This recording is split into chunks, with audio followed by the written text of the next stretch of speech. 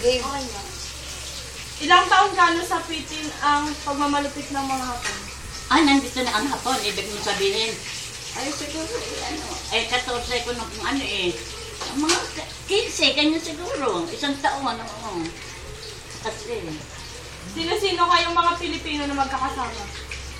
mga kamag-anak ko ba? Sino mga kasama mo na ng Mga anak ko.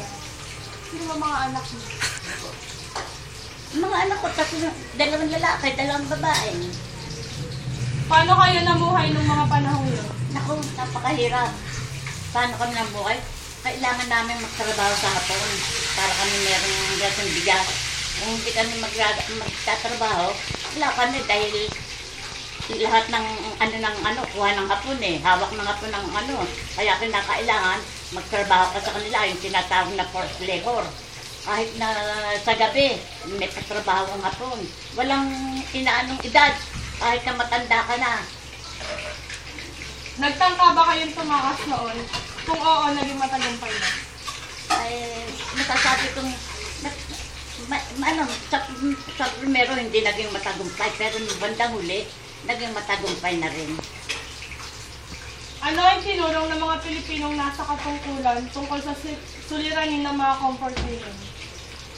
Ay, hindi ko alam pa. Basta alam mo nun, ang humalilit kay Quezon, si Laurel, si Cepela.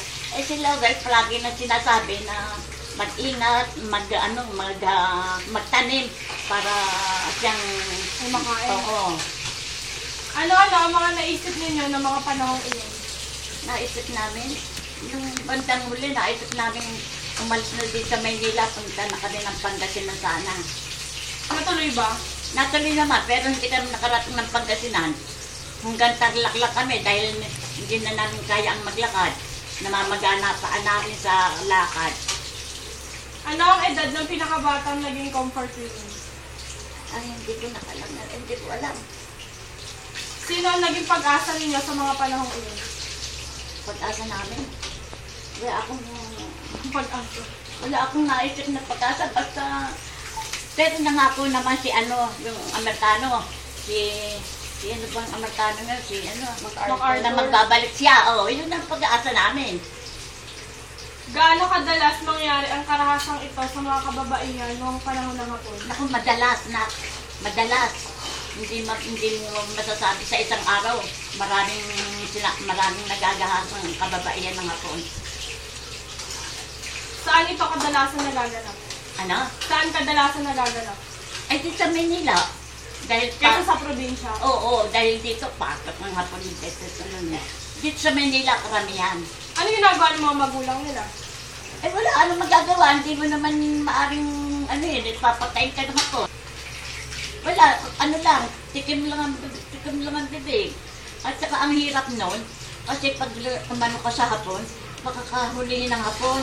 Tapos ikukulong ka dun sa Fort Santiago. Wala ka, pag ikaw napunta ron, hindi ka na makakalabas ng bahay. Kaya yun ang iniingatan ng palaging sinasabi ni Laurel, mag-ingat. Bago maganap ang mga ito, ano ang inyong estado sa buhay?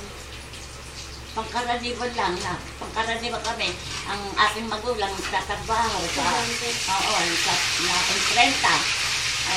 Ako noon, bago wala, nag-eskwela na ako noon tapos nga, nagkatigil na ako. Pangkaraniwan lang kami ang buhay namin. Ano ang inyong pagkakakilala kay Jose P. Laurel? Siya kung tawagin siya, puppet government Bakit? Ibig ko sabihin, bagamat siya ang namumuno dito sa atin, wala naman siyang kapangyarihan dahil ang hapon din ang nasusunod. Kaya parang sunod-sunuran din sila ulit sa naman yung... Natulungan niya ba kayo noon? Sino kami? Nakatulong ba si Laurel? Ay naman, nakatulong din naman. Sa inyong palagay, ano ang dapat na ginawa ng mga sundalong hapon na ginamit ang mga Pilipino bilang comfort women?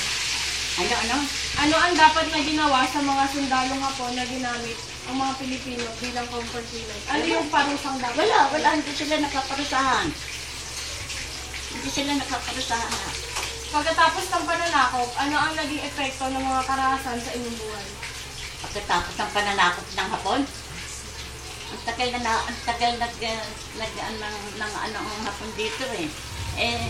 Ayun nga, ang naranasan ng mga tao, gutom. At saka pag ikaw ang nakikita mo sa mga tao, matataba pero malalaki ang kanilang sugat. Yung tawagan ng bako. Kami ng pangkaraniwang kalagayan ng mga Pilipino nung kasi kulang nga sa vitamin, kulang. Kaya sila minamanas yun at namamatay na lang sila sa ganyan. Paano kayo nakasimula matapos ang paghihirap sa mga hapon? Paano kayo bumangon? Pagkatapos ng pananakop ng hapon? Pupunta na kami sa Tarlac. Umuwi na kami dito sa Maynila.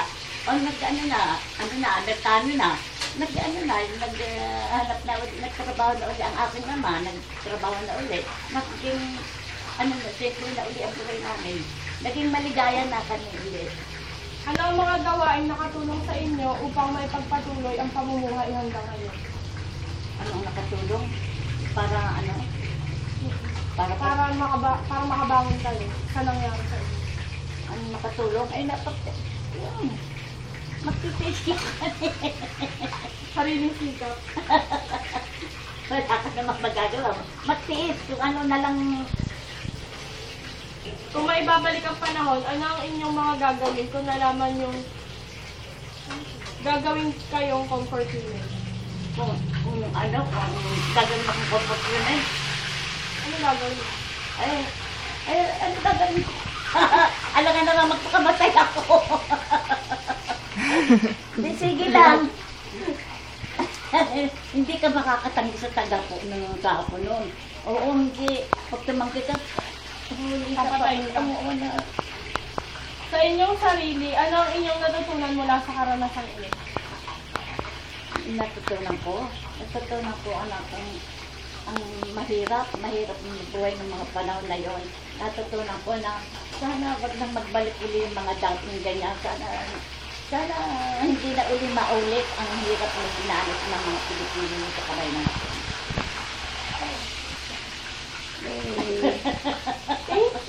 Thank you po, Lola.